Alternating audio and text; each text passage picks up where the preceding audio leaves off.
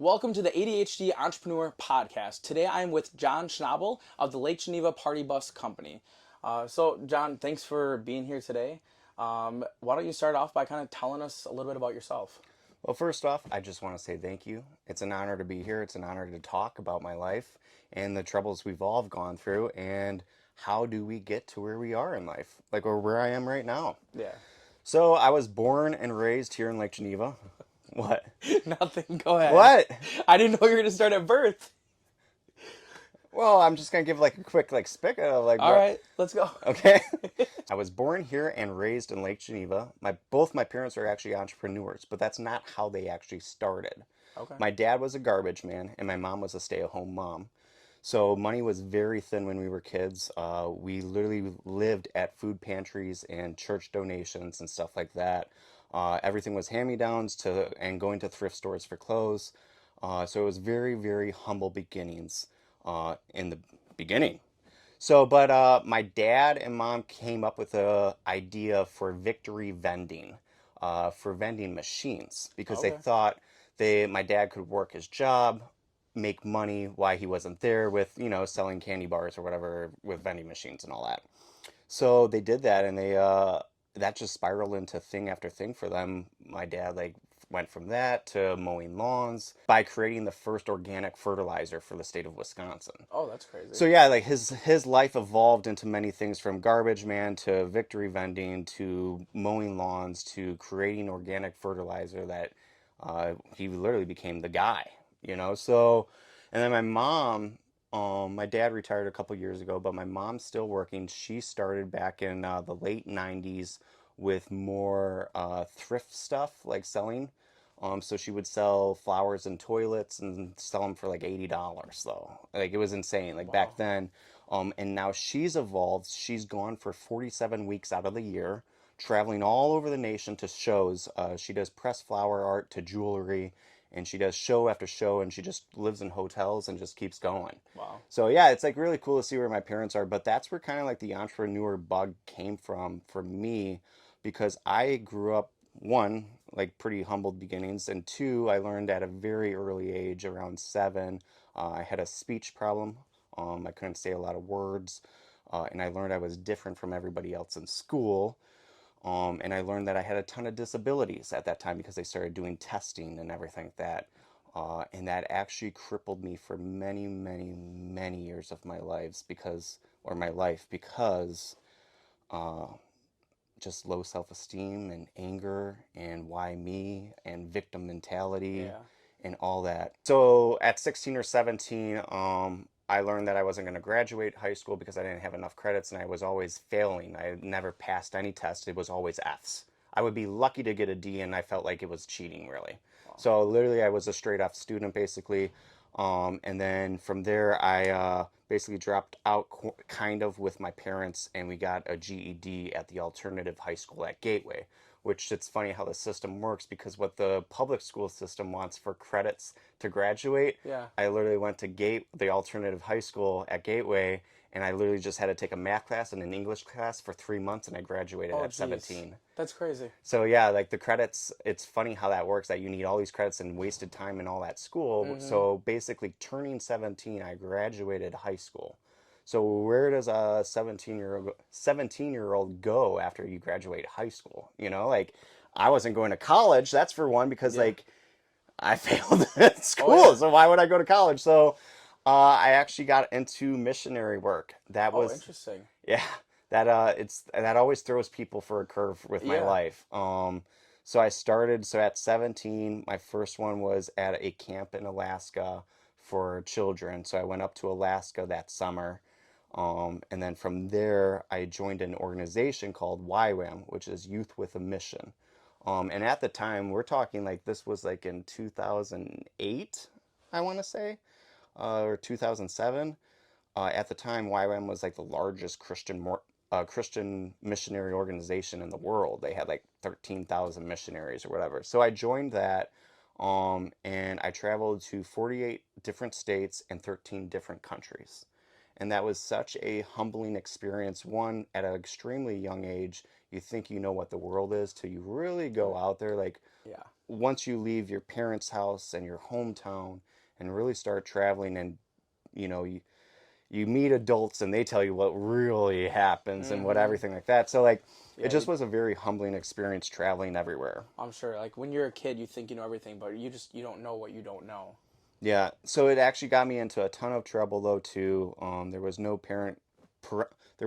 parental guidance Oh, or anything like that. So like really, it was just me drifting, and it was very hard because people took advantage of a young kid to so many things, and I was homeless a lot of times, and all that. And I just communicated with my mom. My mom, bless her heart, seriously, with Skype. We were Skyping from all over the world wow. with each other, and I would cry and just tell her what was going on. My mom's always been there, you know, like she was my rock for so many years, and I appreciate that of her. That story with I ended up in Perth, Australia, and I actually died out there. Um, True story. So Australia has the highest voltage in the world. It's at 220, Okay. and that's like average in that. And I was at a construction site, and it started raining, and there was no, like, it just was open and Yeah. electric and all that. And I got electrocuted, and I woke up in a hospital announced dead. Holy shit. So that was a very interesting part because now here I'm working for a Christian organization, correct? Yeah. What happens when you die? Everybody thinks there's heaven or hell, Yeah. or, you're waiting for the end time, blah, blah, blah. Yeah. Me, pitch black. Interesting. There was nothing. So it made me question what does happen in the afterlife, Yeah. or is there even an afterlife? Yeah. So that really changed, and I was 19 at the time, and that really changed my thought process of you only get one life. Mm-hmm. And that's where it happened for me, and it really clicked that this is it, man. There is nothing after. And maybe there is. I'm just saying, like, keep an open mind without people getting pissed off or offended. That's Just keep an open mind. I think I'm kind of the same way as what you're kind of alluding to. Like I feel like this is all that I have. Like maybe there's an afterlife. I'm gonna try to do whatever I can to get into it if there is something. But in Hmm. my mindset is exactly the same. Of like this is it. Like this is my shot. Like if I fuck up here and don't do anything, that's it. I know. There's nothing else. There's nothing guaranteed. Yeah. And that's where people are like, well, you need to have faith and all that. But for me personally, I said, no, this is it. So what is this life? What am I going to do in this life then? And that's kind of where it started. And I just really, life is just about self-discovery of oneself. And that can mean so many things for different people because we all have different experiences, different beliefs. So after Australia's crazy experience with death, I came back home, and I was home for maybe a month or two. And then I had some friends in Florida, said, hey, John, you would really like Florida. Why don't you come down here? So I went down to Florida for like a 2-week vacation, and I loved it. And I said, how do I get down here, to live here? Yeah. So then I went back home, and I was working at Starbucks at the time, and I found out that I could transfer to another store in Florida with Oh. Starbucks. Oh, crazy. So I was like doing interviews with people to get a job in Florida set up while I was here in Wisconsin. And then they said, hey, you can stay with us till you figure your stuff out once I got down there, kind of thing. Yeah. So like I got a job, I moved down there, stayed with some friends, and then I got my own place. It was like super cheap, like $800 a month. At least I thought that was cheap. So I lived in Jacksonville, but then there's Jacksonville, and then there's Jack's Beach. So the St. John's River separates. Basically, they call it like an island of misfits. The locals do, because there's Ponte Vedra Beach, Jack's Beach, and Atlantic Beach, and Neptune Beach. So basically, there's like probably 15 miles of like an island there, and it's super duper like rich and fancy, but it also is ghetto at the same time, Oh, kind of thing. interesting. Yeah, like it has a big bar scene kind of thing. So it's a lot of like things like that too. But so I was working down there at Starbucks, and then I met some guys. I was super into fitness, and I met some guys that owned some gyms. So I basically became a personal trainer with them. I won't mention the names of the businesses and everything because I got involved with them in Okay. business, and it turned very sour very fast. Within like 2 years, I think that's kind of fast for a partnership. Yeah. But like 2 years, everything went sour and blah blah blah, and I lost a lot of money and time and all that stuff. So I started a company called Mobile Muscle. Okay. So that was all brick and mortar stores that I was involved in. And then mobile muscle, I came up with this thing. How do you get less overhead, Yeah. but with the same dollar amount? Okay. So I had a van that I sticker wrapped, and Oh, I had a squat rack, dumbbells, bands, all this stuff, like even a leg press in there. holy cow. But I had it and manufactured it or had it manufactured to be ultra light. So I brought this equipment. The van would pull up to people's homes, take the equipment out, bring it into their garage, That's a cool because Florida's concept. warm all the time. Yeah. So they would pull out their car and I would bring it in the garage and we would work out there. That's so cool. So instead of making like say $65 an hour, I was making about $1.20 an hour for Yeah. a session. Convenience. Yeah, and like it was just so there was no overhead besides because I didn't have to get special insurance for the van because they're not working out in the van. Yeah, it's just transporting. So it's just transporting basically commercial equipment, Yep. to their property. So it was very low overhead with high margins, and that did very well. But I was also in a relationship with somebody without going into so many details that ended up in lawsuits and claiming things and all that stuff too. So that came down to losing that as well. Oh, that sucks. So yeah, that was another thing. So here's an interesting part of my story though of how another enlightenment came for myself in my mind. So we had Australia Yeah. where I died. What's the meaning of life kind of thing? This is all you have. And then there's this stage. So when I lost everything, at this point I lost everything. I didn't even have a nickel to throw at anything. So I was in that van. The van was mine though. So like the van, I was in it. I was living in it, underneath a parking garage, Oh, jeez. and I was trying to commit suicide for months. And I was fighting that for a long, long time. So it was a really dark time in your life. Very. And I couldn't do it though, because I knew there was something else for me, Yeah. and that was like the only hope that I really had. Was I knew there was like this wasn't it, and it also scared me because I'm like, is there an afterlife too? Yeah. It all came to like thing of do you blow off your head or not? Because like I had a pistol. Like, do I blow off my head today or not?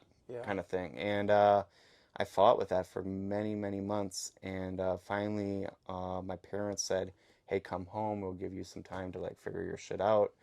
I came home. My dad gave me 1 year to get my shit together. My dad's a hard ass. I thank him for it. And he knows this. I've talked about it. Yeah. I'm very grateful for my father for being such a hard ass on all three of his sons. The other two can say he was an asshole. I'm grateful that my dad was hard because Yeah. it really toughened me up for the real world. Yes, and that's what I think that's what a lot of kids need. They're missing that now. They are missing it now, and I think that's the role of a father figure is to prepare your sons, if you have sons, to prepare your sons to not be boys, but to be men in this world. And that's what my dad said always. You are not a boy, speaking to us when we were 7 or 8. Yeah. You are a man. And he made sure we would become men as adults, That's not awesome. little boys. So I'm grateful for that. But when I came home, he said, "Hey, you got 1 year to figure your shit out. No drugs, no sex, no alcohol. Not in my house." And I said, "Okay." And he's like, "You're going to show me your statements on your bank statements every month because you need to start making money and saving it because you're going to get out of my house in 1 year." Wow. So I'm grateful for it because it kept me on track. So during that time, that's where I met my wife, actually, though, too, at Starbucks. I got Starbucks again. So like it actually. Oh, so you came back to So Starbucks. I came back to Starbucks because I was management before. Yeah. And I came back and because I couldn't pass test. I cheated on the other test. I don't care. It's out Yeah. there, whatever. I cheated on the other test to become management. Yeah. And I couldn't cheat my way into this because the system changed Oh. from when I was because like the difference of like let's say almost 10 years of a difference in the think of Starbucks evolving probably with their Oh, yeah. systems and all that. So there was like a 10-year period of them probably evolving systems of like whatever, you can't cheat the system and everything. So I failed and I couldn't become management, which whatever, I don't care, whatever, I just couldn't do it. Yeah. But I met my wife there, and that was awesome because Becca was just drifting across with that and got a job for only part-time to only work 20 hours a week. So I felt like I met my wife though like in a very narrow time frame of when I got a job at Starbucks because I only was there for about a year. Yeah. So when Becca got a job there, she was only there for 3 Oh months. wow. So it was So almost like it like was meant to be. it seriously was like a God moment, if or a universe moment or whatever moment of that Becca and I crossed paths within that 3 months that she became my wife. Wow. So if I didn't come back home or went through all that stuff and everything, like I would have never met my current wife, Yeah. you know? And so that was pretty cool how times and things work with everything. So basically 6 months into dating, I proposed to Becca underneath Niagara Falls. Guys, pointer out there, if you're going to propose, don't do it in front of families during Christmas or some holiday or her birthday. Get in a hot air balloon, go do something that's crazy because you know what? That chick is going to remember Uh-huh. how you proposed. And Becca can tell every one of her friends and everything that story that John got on one knee right underneath. We took an elevator all the way down, Oh and dang. there's a platform down there. And I got on one knee and I proposed to her. She didn't hear a single fucking word I said because the water that comes down the water that comes down from that thing, she couldn't hear, but she knew what I was doing. Yeah. And she said yes, and I couldn't even hear the yes really, because it's just like, all you hear is, Yeah. like, because the wind's like, too, like, it just is like a crazy sound. But yeah, I proposed underneath Niagara Falls. Literally, what was so funny, I posted that on social media, and my realtor said, hey, we're in Canada too. Why don't we come? We're 2 hours away from you. Why don't we come and celebrate with you? And I said, yeah, let's do that. So then he's like, hey, I got some listings to show you. So basically from the time I proposed to Becca, within 30 days, we were into a new house. Wow. Yeah, we didn't live together, though, but I moved into the house. It was a piece of shit. And I fixed it up, remodeled the whole thing. We bought it for 93,000. And we sold it last year actually for 215,000. So is that what kind of kicked off you getting into the real estate game of buying properties and flipping them, or? Yeah. So I had a couple properties down. Well, let's call them mobile homes down in Florida, and I did that with a couple that I bought them really cheap for like $3,500. Wow. Like we're talking like trailers, and Oh yeah. selling them for like 7 grand, and I thought it was like $1 million. So, but yeah, I always believed in buying stuff that was run down and putting some sweat equity into it and a little love and selling it for more money. And we've done that several times, and we've made several $100,000 Yeah. because of it. Yeah. Becca and I have in the last couple of years. So then you guys got married, bought your first house, all that stuff. How did you? I guess was Lake Geneva Party Bus Company, was that your first big business together then since all Yeah. of that, or? So I'll go into that. So basically, with that first house, we kept that house. We sold it last year because we bought the property that we're on right now. So basically, how we started the business was that I took equity out of the house the 2 times, but the first time was buying a party bus with it down in Florida. We took $37,500 to be exact out of the house. The first time, and I went down to Florida and bought a party bus. And when I got there, it was with a check engine light.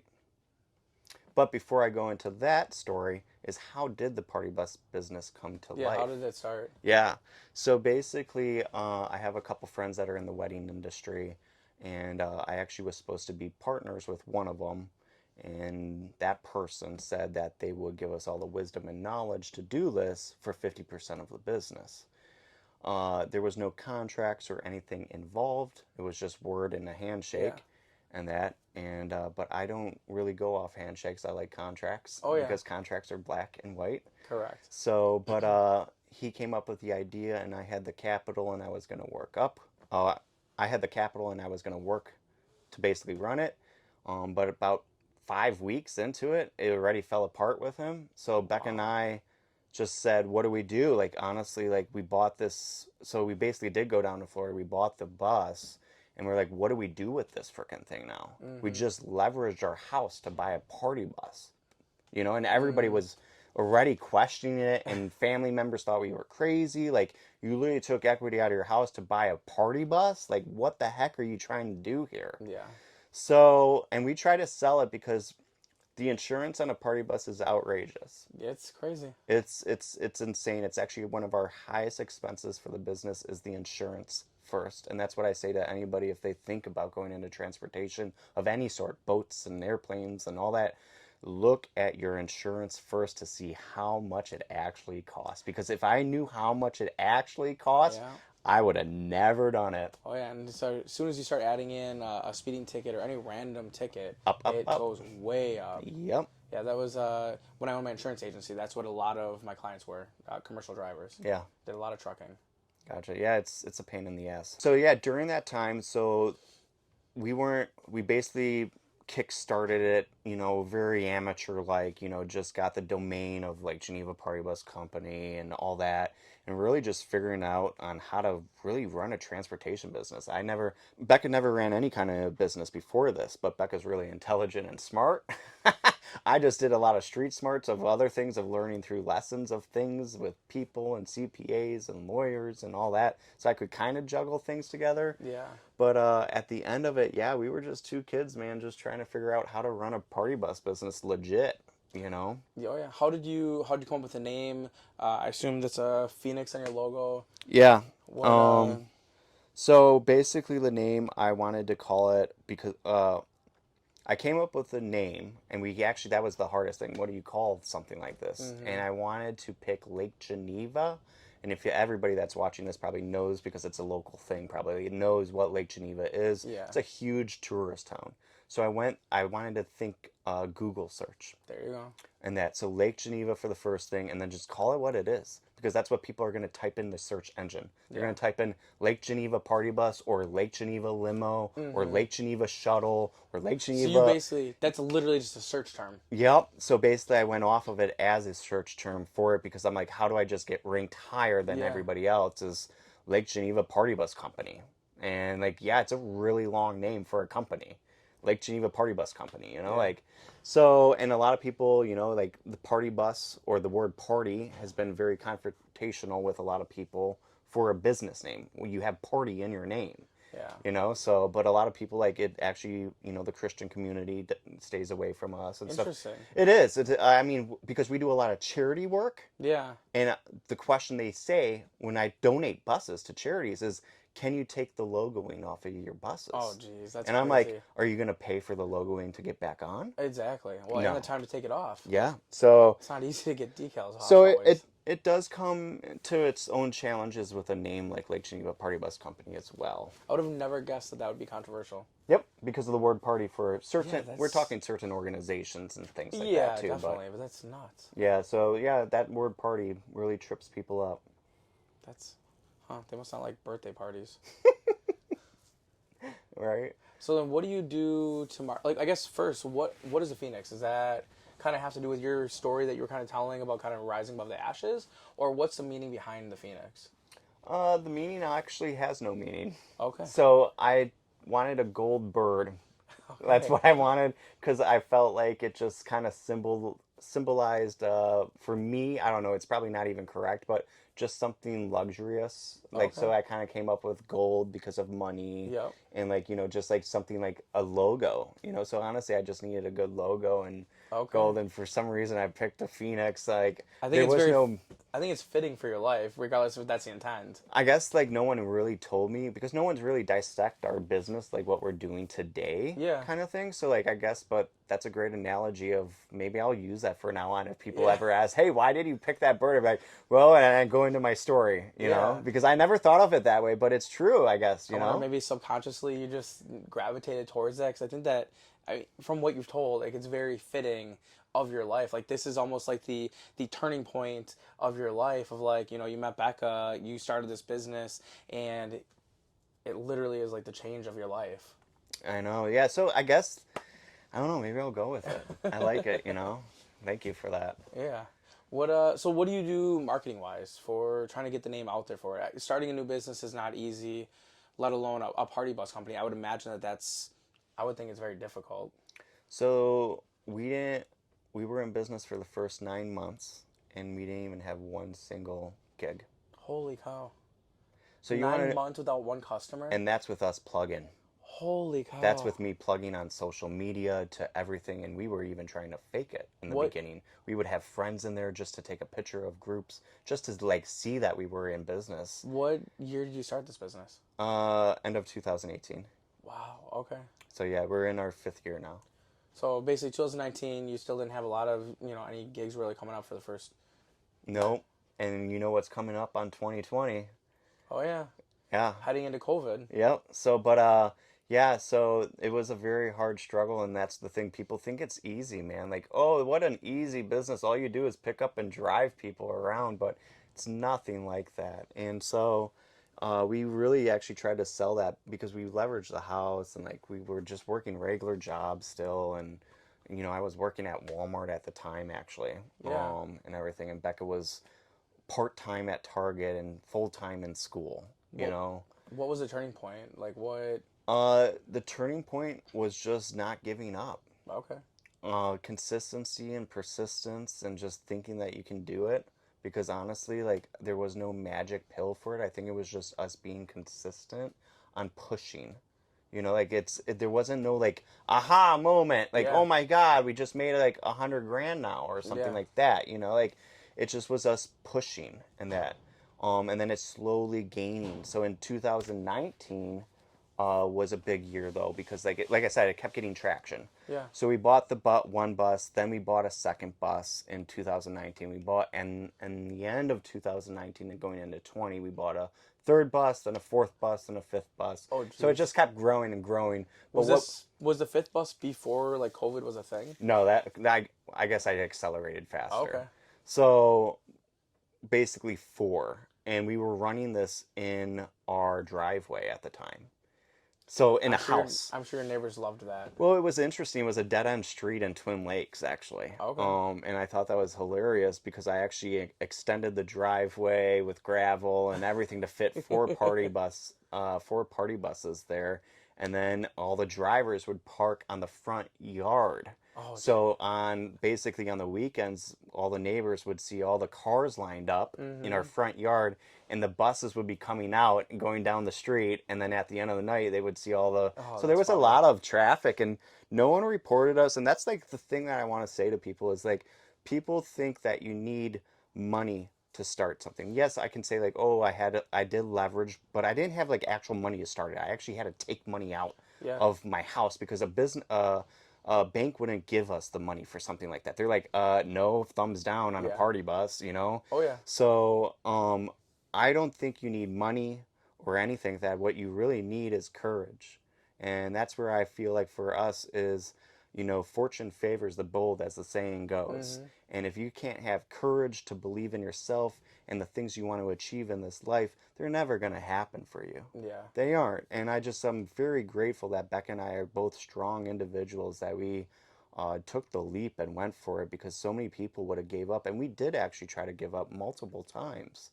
And we still sometimes feel like giving up. Yeah. It's a never ending thing. Like, And I think that's any entrepreneur. I think they always have those moments where they're asking themselves like, why am I doing this? What is the purpose? Like it would be so much easier to go work at Walmart and just get a regular job, be able to be mindless and turn it off as soon as you leave your shift and never have to worry about it. And I think that's what a lot of people don't understand is like as a business owner, they'll ask how many hours do you work?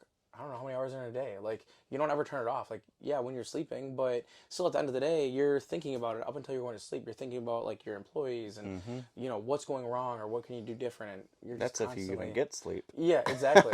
Yeah, so like that was an interesting thing too that you mentioned. Like when you first started your business, like how often were you sleeping? Like what were you doing? How often were you working? So in the beginning, not much, like I said, besides just faking it kind of thing. Yeah. And I was working a regular job. And then I switched jobs to a factory that I didn't tell anybody, because honestly, like, I feel like when you own a business and you work a job or tell people that, less people believe in it or support it, or they're like, oh, it's a hobby Yeah. business. And at the time, it was a hobby business, actually. It's not like I was making six figures at the time, Yeah. so. But I was working at the factory, but that's when it started picking up, though, was during 2020. Is like, so we had the three buses then. Yes, the three buses then. And 2020, believe it or not, just boomed for us.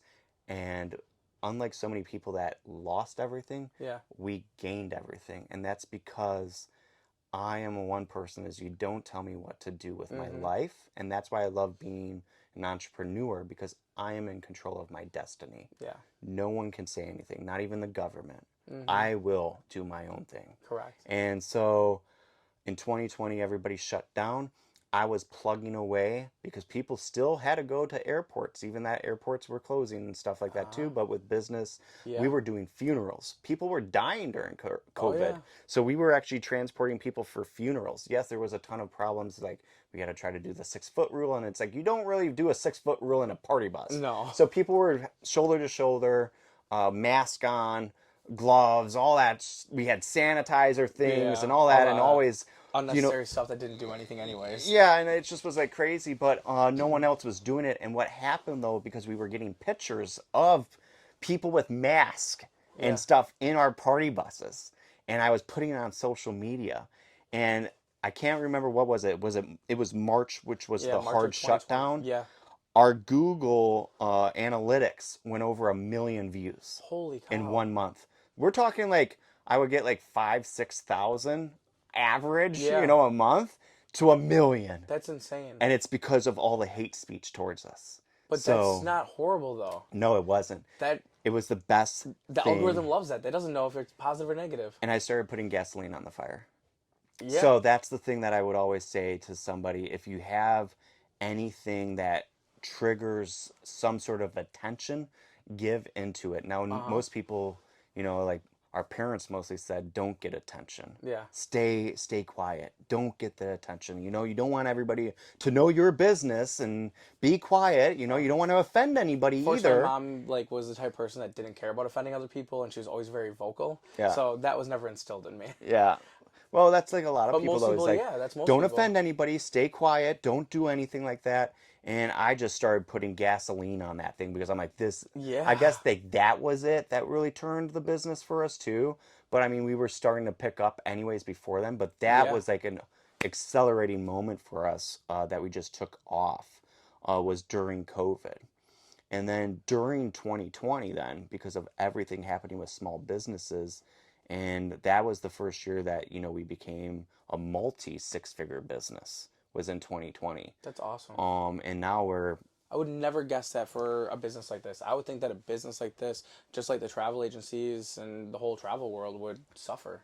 no, But you were able to capitalize on it. Mm-hmm. That's insane. That's awesome.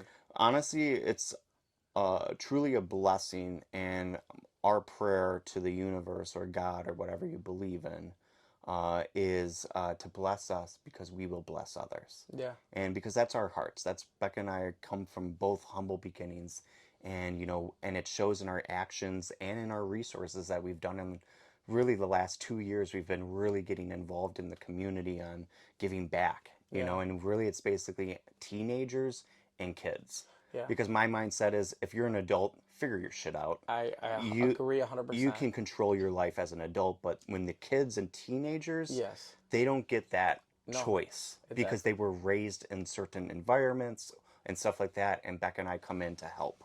So I feel like giving back and karma is a real thing, I believe. And giving back and the law of attraction of being just a good person and doing good, it comes tenfold. Not that it's a magic pill like, hey guys, go out there now and go be a good Yeah. person because you're going to be rich, but it does come into play with good energy. Yeah. Good energy will come back. Yeah. So, but in 2020, that's another stage of where things blew up for really my personal name as Jon Schnabl, was because small businesses were so like collapsing really because of COVID. And I created a Facebook group because what was happening at the same time for us was all these other Facebook groups. There's like tons of them, as you know, wouldn't allow me to post, and they blocked me or banned me from their Facebook groups because they didn't want COVID related topics in their groups. Not that I was trying to be political or anything. I was still just advertising as Lake Geneva Party Bus Company, 24/7, 365. We'll get you wherever you need to go. Yeah. And like, here's an email. And that's all the post was. And then there was a picture though of a bunch of Oh, people with like masks in a party because that would bus. spark controversy within their Everybody's like, groups. "Yep, Yep. oh, they're not 6 feet apart and all that stuff." So people banned me, Oh, or that's interesting. So it was that way. People that were complaining about being too close to each other. yeah, yeah, yeah. And Ah. a party bus business. See, that's the word party. Oh yeah. That's the thing. It hit us because it's party. Yeah. If it was like uh, LG transportation for or medical transport or Yeah. something like that, that I could have hit. Like no one would have gave it a hard time. I think, but because of the word party, Yeah. everybody's like, "Oh my God, party! Oh, it's COVID. You're not supposed to party." Yeah. So basically, I got banned and kicked out, and it's almost so childish that I said, I'm going to just start my own Facebook group, Yeah. and there's going to be no restrictions. There's going to be no muzzling of anybody's topics as long as you don't do like hate speech or violent things. Yeah. I don't care what you talk about or Yeah. what you bring to the table as long as it doesn't harm somebody. Yeah. And I started Walworth County Network. So, and Walworth County Network is a small business group page that now we're almost 13,000 Yeah. members. There's a lot of people in there. Tons of people and tons of big names too that really help the community grow even further. And so basically, we created Walworth County Network, but in the beginning stages, just like everything, it was nothing though. And it Mm-hmm. literally, I think, like 4 months in, we had like 1,000 people in there. And I told Becca the reason why it's not growing is there's no value. And that goes for business, guys. Business, anything you want to do, if you don't bring value to the table, why is anybody going to support you or believe in what you're Mm-hmm. doing or trying to sell them? Yeah. You have to have a value of supply and demand Yeah. or value of purpose of someone's intentions of internal rewards or whatever. Yeah. So many people make it about themselves rather than the other people, and you have to make it about other people. Otherwise, they don't care. At the end of the day, they don't care about you, your life, and all that stuff. They want to know what value you're bringing them. Yep. And I always say it with so many times with people that come to me because I get literally hundreds of DMs on Facebook. I hate it. My Facebook is the worst way to contact me because I get hundreds of DMs from people every week on Yeah. just stupid things. 99% of the time, it's what can I do for them, not Yeah. anything like, not that I need anything, but it really is just take. Yeah. But that's like the thing because people always ask for advice too of, hey, how do I want to start this small business Yeah. because it's my passion or it's my dream. Yeah. Party buses isn't my passion or dream. I actually hate it. Yeah. I do. Last night bus broke down. I was in Chicago at 2 a.m. I do not want to be in the transportation business, but I am because it's a supply and demand. Yep. And Exactly. uh, it's very hard on a personal body. This is a 24/7 business. Yeah. I'm I sure. didn't realize that it was a 24/7 business when I started or what I was really getting involved in, and that's why no one can. Good luck. Come against me. I'm speaking out loud, Yeah. but come against me and say I'm going to be the next Jon Schnabl with this. Good luck. Yeah. Because honestly, you have no idea what it's involved, and honestly, most times I want to give up on it too. Yeah. Because it is so demanding on a person's life and time to be all hours of the night and day involved in it. And conditions. Oh, buses constantly breaking down, drivers throw up. This was an incident. It was like 11 p.m. Somebody threw up in the bus. That bus had to be out at 2 a.m. for another group. Oh, that's horrible. And that's the thing with puke for us at night.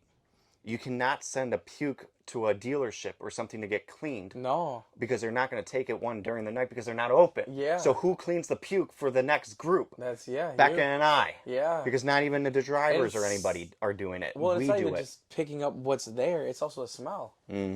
So it's really hard to go through a lot of stages. And there's a cleaning fee. It's $450 if you puke in my bus. Yeah. Well, Well, rightfully so. yeah, so it's $450 if somebody pukes. So yeah, like just like how I said, you don't go. So supply and demand. You don't go into business for yourself. Yeah. You go into business for the community and what the community needs. Yeah. That's a great tip for anybody that's wanting to start a business is what does the community need? Not my passion, not my hopes and dreams of me being an artist or whatever like that. What does your local community need? It's the easiest way to be successful is supply and demand. And as with Walworth County Network, I could tell you a million supply and demand businesses that I've thought about. One is dog watching. Everybody's looking for a dog watcher. That's a That's business that people don't think of. But so many times on Walworth County, hey, I'm going out of town. I need somebody to watch my dog. That's actually a really interesting point. Like for somebody that does want to start a business but they don't know what to start, go into a group like yours and Mm-hmm. just see what everybody's asking for, Mm-hmm. and then just try to fill that void. That's a really good idea. Bookkeeping. Tons of people are looking for bookkeeping. Yeah. Go get your license or go to school for like a year or I don't even know what it talk a Yeah. certificate or whatever and go be a bookkeeper for businesses and stuff. Yeah. Like there's more entail for that, but what I'm saying is go look what people are really asking for. And Yeah. if people are asking, that means there's not enough there's not enough people doing it, which means there's a supply for it Yeah. or there's a There's a demand for it it. and not enough supply. Yeah. Yeah.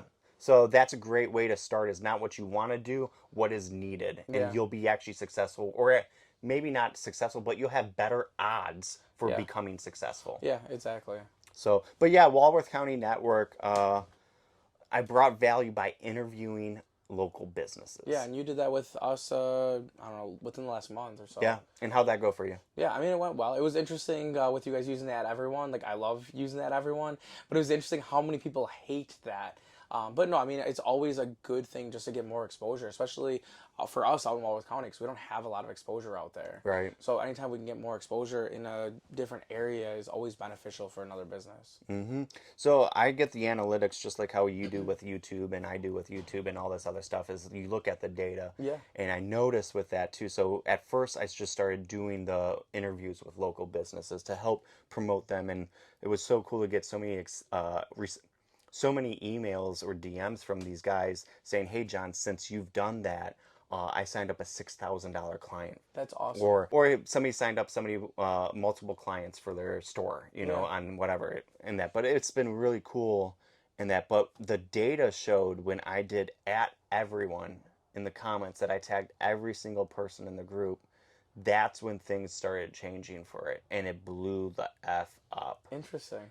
So because the inconvenience of, oh God, I got tagged in something that is really like, if a tag really offends you, you have bigger problems. Oh, 100%. It's literally a notification. No different than every other notification that you get. Yep. Any notification. So that that notification really changed things, and it actually really helped put fire on what I was doing too. And that's why I do it. And I don't think people understand why I do it, but that's why I do it is because I can accelerate what we're trying to achieve, not just for Walworth County Network, but for these individuals on their businesses. Yeah. Yes, there's going to be some hate speech and some FUs in there and stuff like that. But it helps algorithm. But for instance, here, fun fact, let's go to your thing. Let's just see what you did. Yeah, because I know there was a lot. It was interesting reading the comments. In the beginning, there was a lot of people that were upset about the Ad Everyone, but then there was people that came around and were like, "Oh, I'm so happy you do the Ad Everyone because it shows me the post because otherwise I don't see that." I would have missed it. Yeah, exactly. So a lot of people thought that. So here's yours. You can see it. Yeah. So about 171 people. Look at the views, though. 4.9, almost 5,000 views. Almost on that 5,000 views, organic views that are local views, not when you pay a paid ad that it's a general 100-mile radius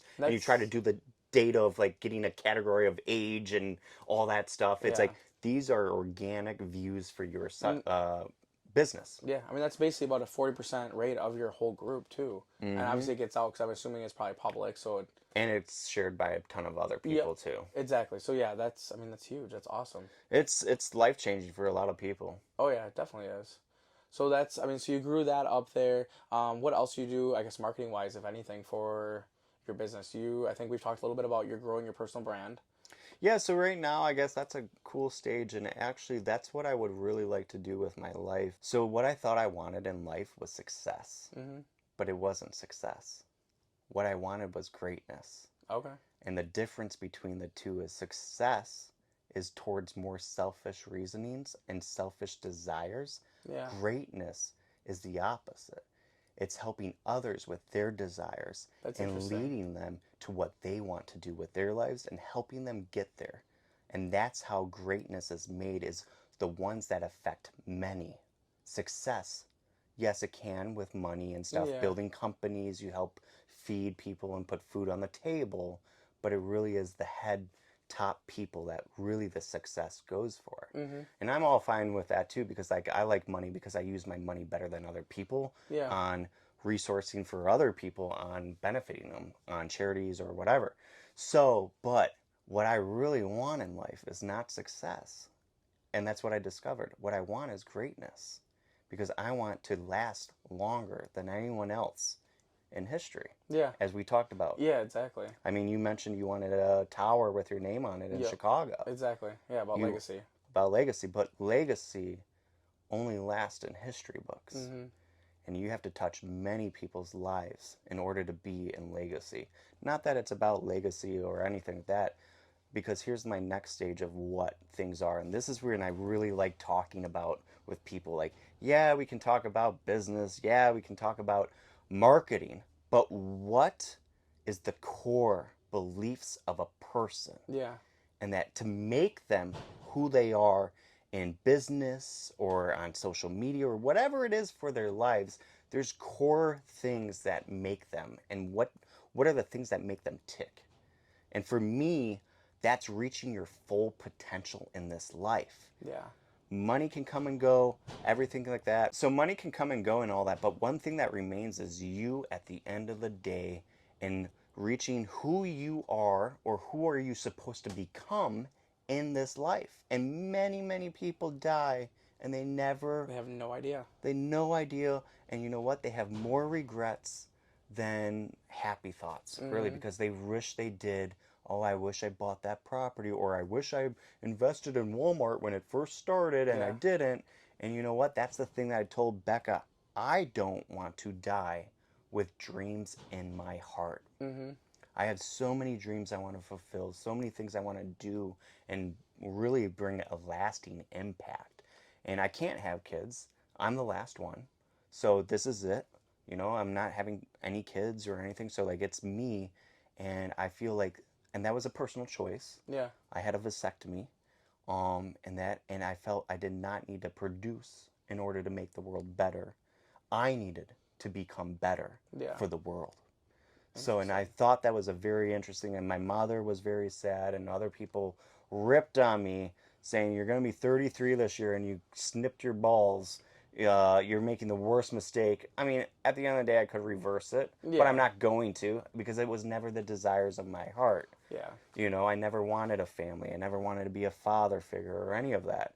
My goal was finding who I was in this life and reaching my full potential. So that is really cool though, because now there's no ifs. I know I have a clear vision and a clear direction because I've forced myself on making hard choices on becoming what I want to become. And I think a lot of people can't have those hard conversations with themselves No. because of peer pressure of their mothers, like mine, Yeah. and stuff. Or I'm just using that personal experience of like with me, but people don't push themselves because they're afraid of what others are going to say mostly. That's exactly what it is. A lot of people are worried about all the noise around them. They're worried about, like you said, like what their mom thinks, what their dad thinks, what their family thinks, what their friends think. Or even the worst part is when people are worried about what other people that they don't even know about what they think. Like who gives a fuck about what they think? They're not living your life. They're not walking in your shoes. They're not paying your bills. They're not going home and sleeping in your bed at night. Like who gives a fuck? Like just do what you want to do and figure it out. Like if you don't want to have kids, like that's your choice. That's your personal choice. No one else should care. And here's a great tip of advice for everyone is you do not go to bed with everyone at the end of the day. Even if you're married like us, we're both married. Well, I'm not married. Okay, whatever. Oh, you can It cut doesn't that. matter. I can cut that out. Whatever. But for me, like, you know, I go to bed with Becca at the end of the day. Yeah. But when you go to bed, yes, you're married, but you two go to bed in separate worlds, basically. Your subconscious minds are not linked. Yeah. And that you go to bed with your own thoughts, your own struggles, and everything, even if you're married or single or whatever. So, what I'm trying to say is don't worry about what everyone else thinks because at the end of the day, it doesn't matter actually. What matters is what you believe for yourself internally of what you think of yourself when you go to bed. Yeah. Every night, I have a journal next to me.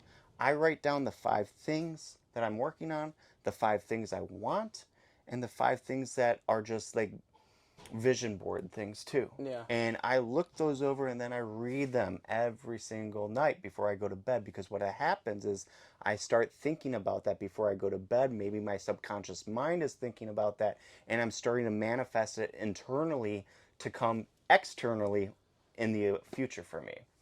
So I don't know. I like talking, and I'm really discovering more of this, and that's kind of why I started a YouTube channel too. Yeah. Was I want people to grow with me, with my audience, or I want my audience to grow with me. Yeah. Obviously, I'm not an expert in anything, actually.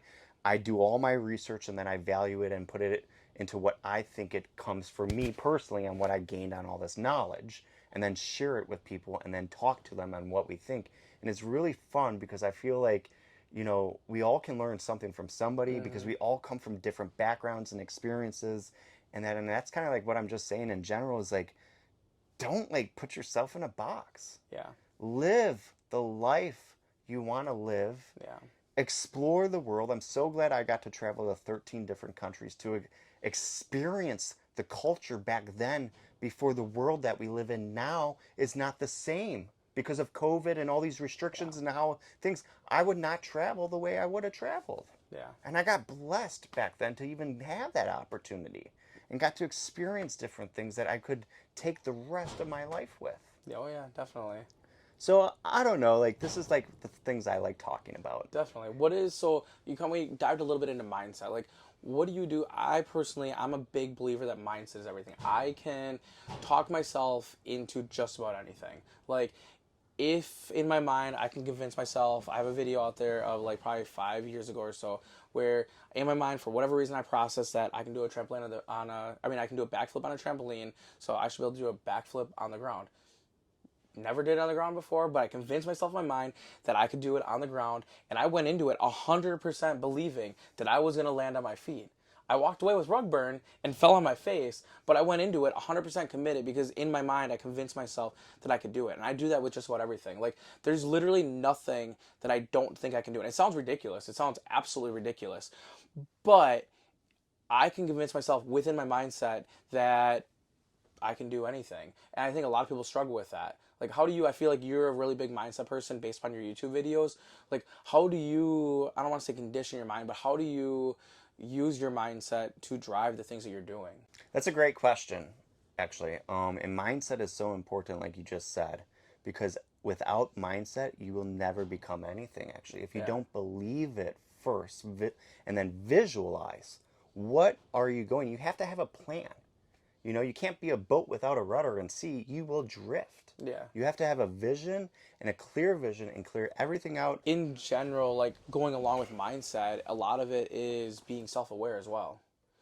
Being able to realize, I think that's a big thing when you're a business owner. I think that's a lot of business owners, I don't know if they have it figured out or not, but like knowing what you're good at, what you're not good at, and recognizing what that is, and then being able to, if you need to, hire for your weaknesses or figure out some workaround to make it work.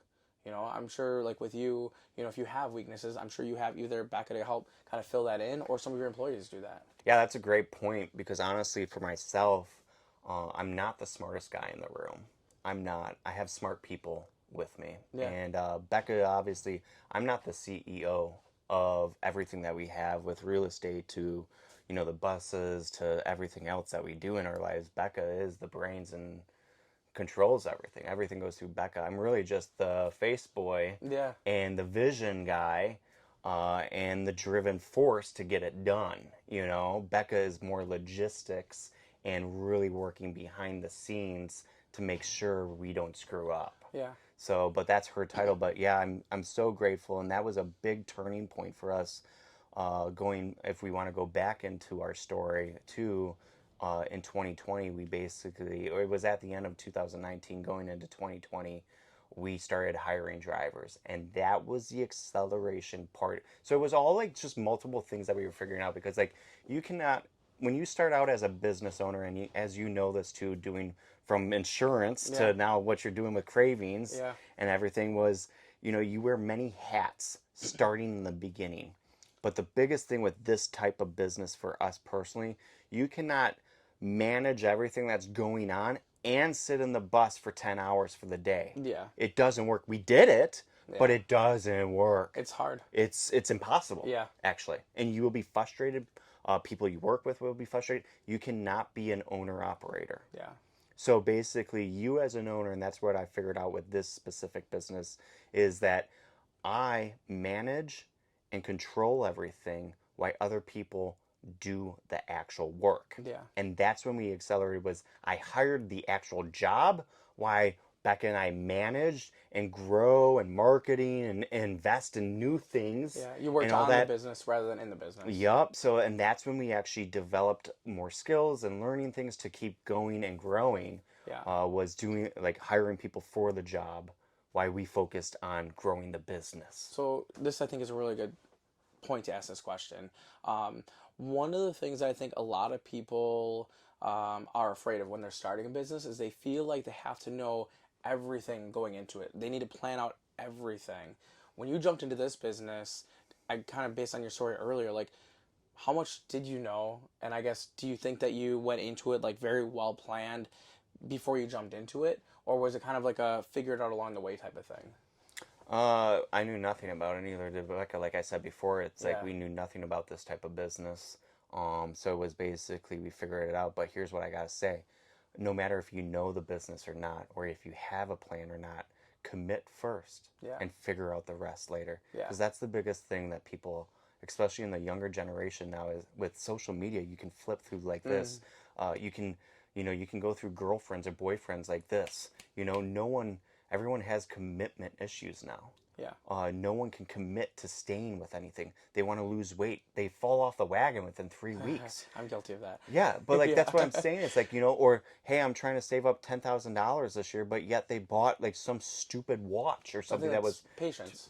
That's what it is. I think a lot of it is patience, yeah, but it's I think commitment, and patience. I think the thing is just really commitment though. I think if you kind of take them, coincide them together, it's like you can be committed to that for a short period of time, but you're not seeing the results you want to see. So you get Oh, I impatient. see what you're saying now. Yeah, Commit, and then yeah. you No, get yeah, impatient that yeah. you're not getting No, results. you're right. Yeah. Yeah.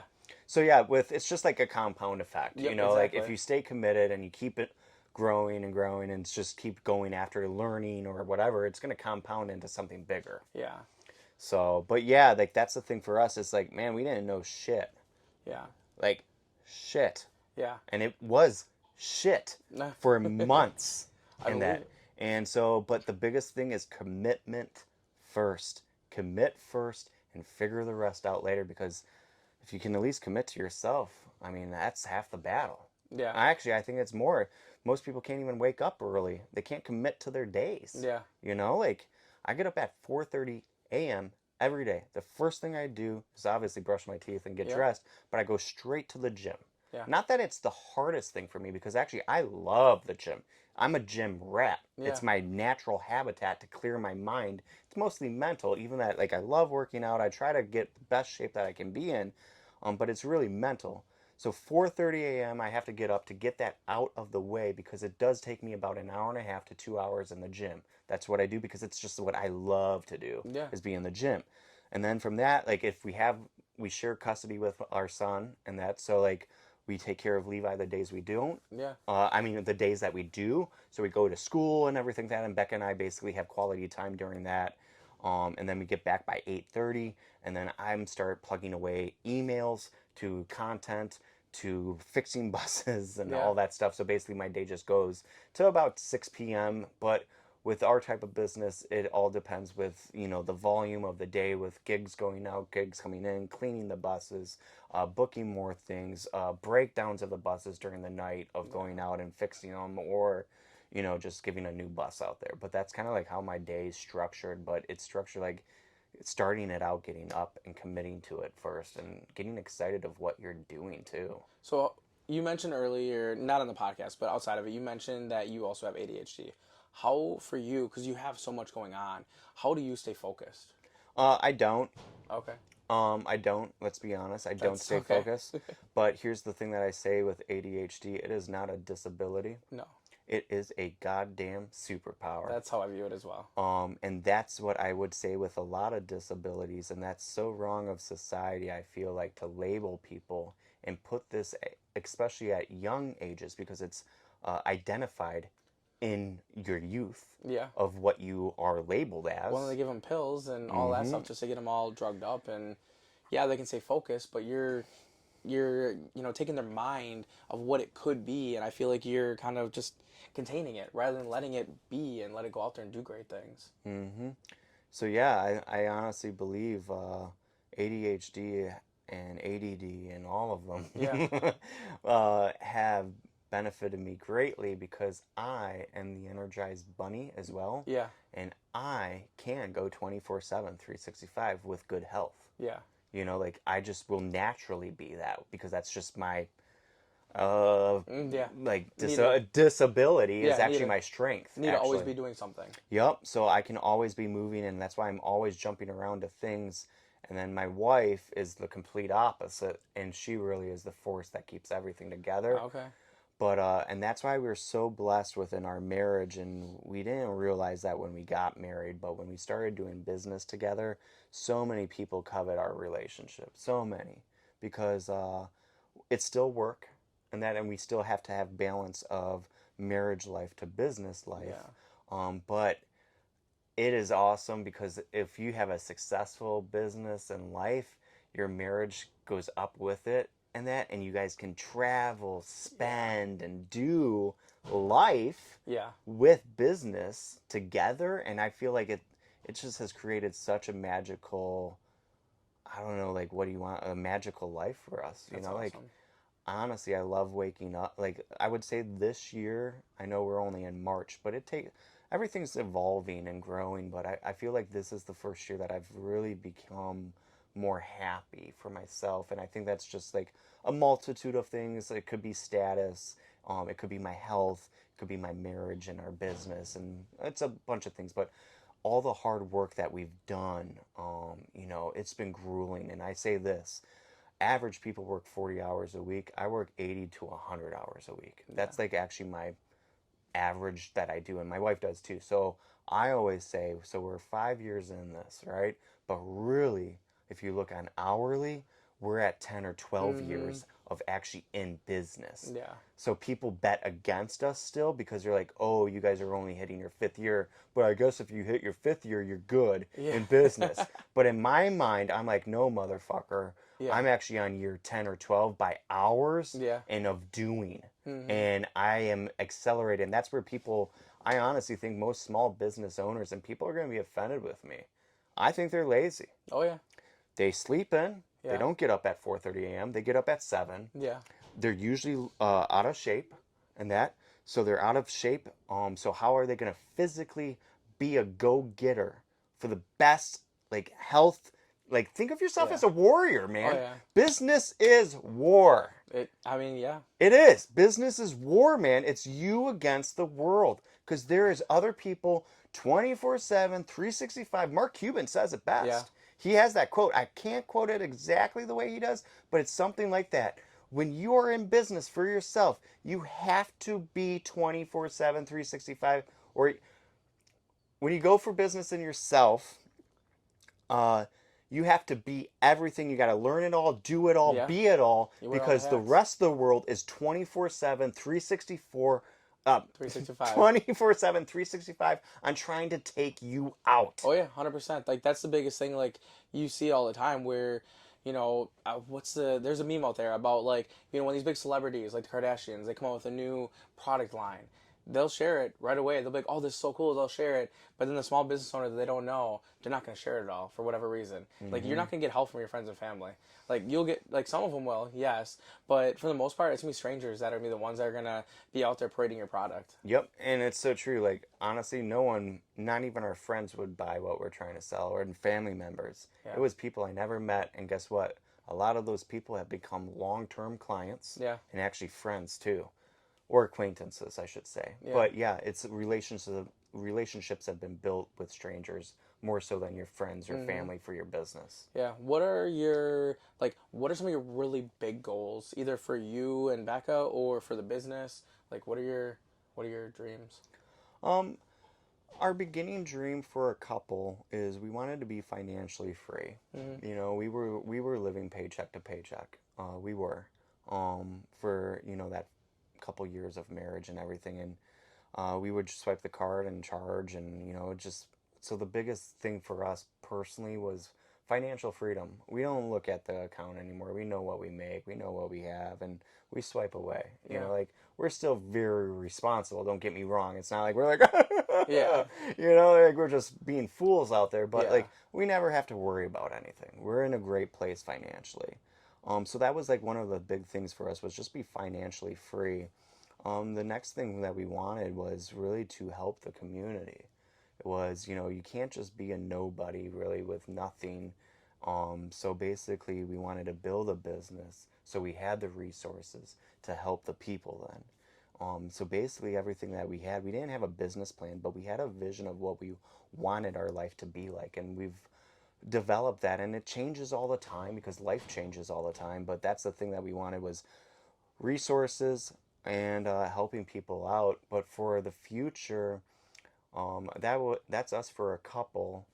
Becca has her things, but for me personally, I will be ever evolving Yeah. into new things, and developing my character and my morals and everything that I stand for myself. And that's, I guess, what I'm really chasing is my full potential in this life.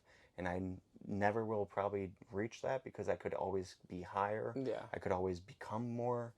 So I think I will die always feeling like I never reached my full potential. Now I'm also young, and things come in seasons, and I understand that, like, who you were in your 20s is not who you are in your 30s, Yeah. and so forth. Like what I'm saying now is probably not what I'm going to say when I'm 70, Yeah. and I understand that. But for now, of what I believe in my season that I am in now is really self-discovery of who I am and becoming the best version Jon can be for himself, his family, and his community. And Yeah. that's what I've really been pushing.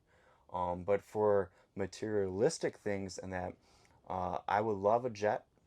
It's on my vision board. Yeah. I believe you should have a vision board. You should have a lot of things, and there's a lot of tools you need in your tool belt, and a vision board is one of them for me too. But I would love a jet, but I have to make sense of a jet, and I believe it's like 200. You need to travel to make sense of a jet. You need to travel at least 200 hours a year, Okay.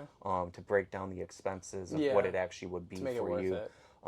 And I would probably lease out the jet through the business actually too. It Yeah. would be a business purchase to offset my taxes, but it would be cool for personal use, but also to lease it out to other companies and stuff, through Lake Geneva Party Bus Company That for would the be travel is that what would I'm be getting at. cool. Yeah. So like I have party buses, I have like an airplane You that need a I boat. and then get a yacht. Yeah. Yeah. Basically, pick the worst things that. What's that saying? Don't choose anything that rust. Yeah. Do you know what I'm saying? Floats. Yeah, I know Don't exactly what you're rust. talking about. Floats. Flies or rust or Yeah. something like that. Yeah, like basically like, and I'm choosing all of those things basically. Uh, So, but anyways, yeah, a jet would be cool because I would love the freedom, and that's the thing. Like some guys want Lamborghinis and all that, but I think so. I know I'm talking in a circle, but reaching full potential for myself. Yeah. And the next thing for me is ultimate freedom. Yeah. During COVID, when they shut down the gyms, I was pissed. Yeah. And that, so we have a farm now, and one of the things that I'm working is converting one of the buildings into a commercial gym. Yeah. Instead of buying a really badass car or something, I'm going to drop 80 grand just on the commercial equipment, not including insulating the building, getting an HVAC system in there, getting the lighting, getting the mirrors, Yeah. getting the sound system. I mean, I'm going to be like 200 grand over on this thing. Yeah. Maybe even more, $250,000 really. But then you have that freedom to be able to work out whenever you want. Exactly, and the convenience of it being on my property. Exactly. You're saving that time of driving and bad weather. You don't have to worry about trying to drive out in snow, safety. So there's tons of benefits to doing that. So that's one thing is like the ultimate freedom, and that's kind of also why I want a jet too, because I mean I've traveled quite a bit in my life, and that's one thing that I hate the inconveniences. I don't want to stand in lines. Yeah. I don't want to be told what to do or anything like that, and I would love to just pull up. I vision myself pulling up in my own vehicle of Yeah. a part, like having a driver drive me to the private airport. Yeah. I get on a private plane and I'm off to my destination. Yeah, And that'd that's be awesome. it. So like reaching full potential and having ultimate freedom that no one controls my life because I built a life that I want. And I think that's like what I want. And like I said, it will always continuously change Yeah. every year. Yeah. But it's just reaching my full potential and freedom. That's awesome. What advice would you give to other entrepreneurs, whether they're just starting out or somebody that's, been in business for a little while? One of the things that I learned the last couple of years is real estate, man. And I believe every small business owner needs to have a portfolio of real estate. Because one, I'm not a lawyer or an accountant or a CPA, but like I said, I surround myself with smart people, so I'm Yeah. successful. And I don't pay income tax. I don't pay any tax. Yeah. And that is because my real estate is offset everything that I do. I Which have it is all attached to different things. yeah. And like it's a whole web of things really. Yeah. But that's the thing I would say for most is because another reason. So the first reason would be so many benefits of owning real estate for yourself on depreciation and so many Yeah. things like that.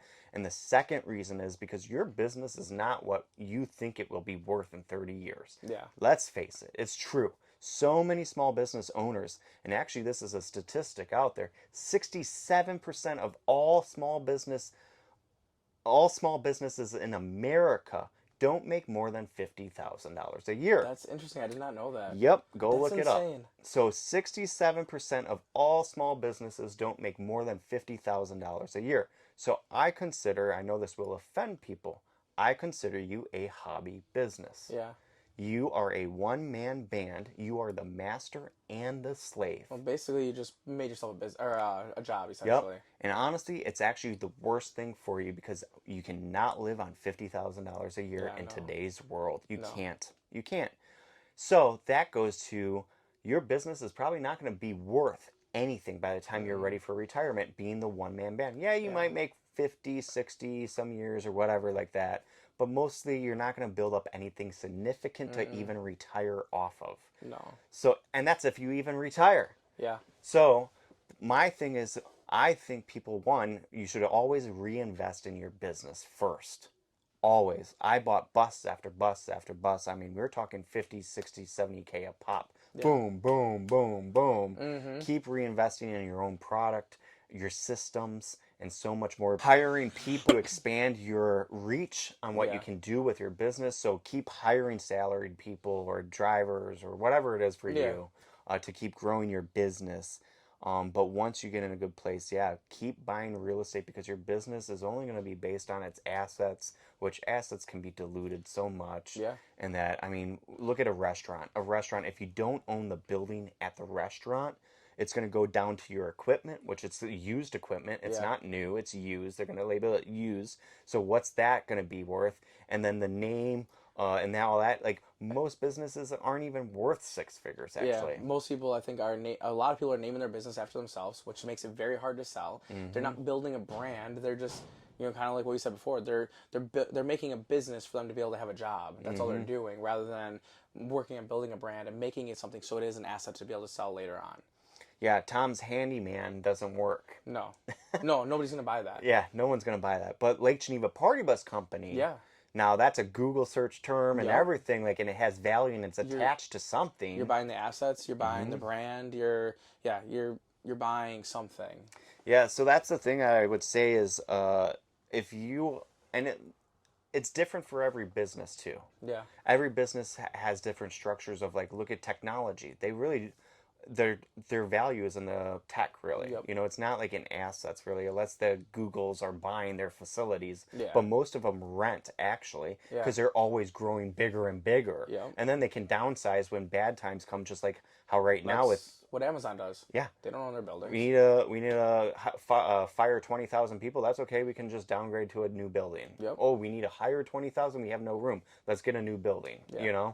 So, but yeah, I would say small businesses need to buy real estate throughout the course of their years, so they can have some sort of leverage against inflation as well. Yeah. Because inflation just keeps going up and up through the course of time. I mean, I remember when I was a kid, you could buy, $1 soft shell tacos at Taco Bell. Yeah. And now it's like $3-4, Like Taco Bell is expensive. My kid loves Taco Bell. That's why I don't like Taco Bell, but my kid loves Taco Bell. And when I was a kid, I loved Taco Bell too. Yeah. But yeah, it's expensive. Like Taco Bell's like $50 almost for Which the is three of so us to crazy. eat. And I'm Yeah. like, $50? I could have got a steak at Texas Yes, Roadhouse. literally, you You can. know?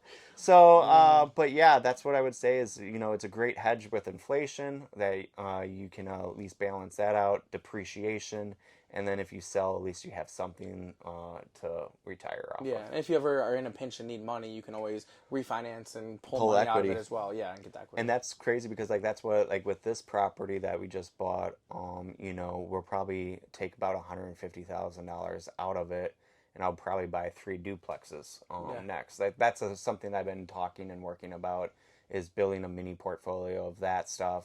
And I did the value, and I know there's so many different ways to go on real estate. Not that I'm an expert or anything, and a lot of people would say if you're going into apartments or kind of rentals, the magic number is like 32. Like you need because and it makes sense. You need to hire a property manager and all Hmm. the expenses and everything like that. But you're really looking at for like something like a 32 unit. You're looking at like $4 or $5 million here in Yeah. our area. Obviously, like things change and that, like in different states and all that. But Yeah. like, so you're looking at $4 or $5 million, or like just say a 16 unit, and that you're looking at like $100 to $150,000 per door. Yeah. So now you're like between 1.6 and like 2.8 or whatever the number is, or you could buy three duplexes, uh, put 50 grand down, and you're buying them at you could, not that they're luxurious or anything that, Yeah. but you're buying 70 or $80,000 a door, Yeah. you know. And so you're getting more money for your buck. Yeah, there's pros and cons. Like I said, somebody's gonna probably correct me on this and say, Hmm. John, you're a fucking idiot. And then But there's so maybe many. I am an idiot. I don't But know, there's so but many different ways to do it, though. That's yeah. the fun part about business. You can do it however you want to do it. But here's my thing that you're not an idiot in. You're not an idiot on trying and doing, because I rather risk my money doing Yep. than not risking and not knowing. Yeah. So I That's. believe whether people say I'm an idiot on whatever I did, people thought I was an idiot on this. Yeah. But yet it became a multi-million-dollar thing for me. Yeah. You know? I literally became a millionaire because of this, and Yeah. people laughed at me. That's. Yeah. But it's not solely just on this. I have other things that I have built around it too. Yeah. But this helped. It was the anchor that kind of started it all. Exactly. So I always say, that's a great piece of advice for other people is like how we talked about. Don't let other people's opinions affect you from doing something. And don't be afraid of failure. Don't be afraid of failure. I have failed more than I have succeeded. Yeah. And guess what? I literally probably thousands of times. But honestly, I probably only have succeeded 3 or 4 times that have literally made me millions now. Yeah, and that's the great thing about entrepreneurship. It's not like baseball and some of those things where you hit a grand slam and you just get basically around the bases. Like you can hit a grand slam and building a business, and it can set you up for life. And all you have to do is one time, and you can take as many shots as you want. But people are so like worried about that failure. Like, oh no, what are people gonna think? Like, who cares? Like, just go and do it. And if you fail, get up and do it again. Do something different. Learn from your mistakes and try to change it. And like, if you don't learn the first time, fail again, and hopefully learn it next time. Exactly. I mean, that's the thing. People they get too scared. That's exactly what it is. They're scared of failure. They're scared of what people think of them. Yeah. And they never take the leap. Yeah, that's exactly. Yeah. So, but I think that's a great time to wrap everything up. Unless you have anything else you want to add. Make sure to like, comment, and subscribe to my channel.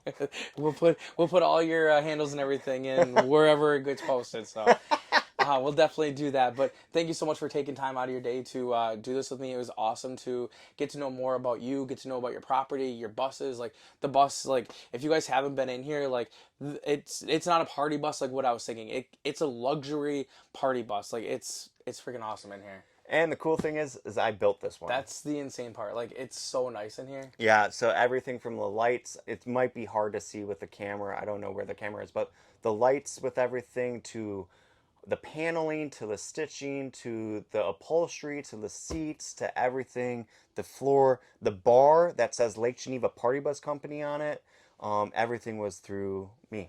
Yeah. And that my wife too. Becca Yeah. helped a lot. Yeah. Babe, hold this piece of metal while you Yeah. weld it. Oh jeez. Because all this is welded underneath the seats too. Yeah. For frames and that. But yeah.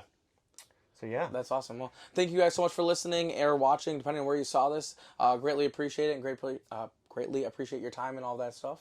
Jordan, thank you so much for having me. I had so much fun talking and Yeah. learning more about you as well. Yeah, definitely. See you next time. Bye.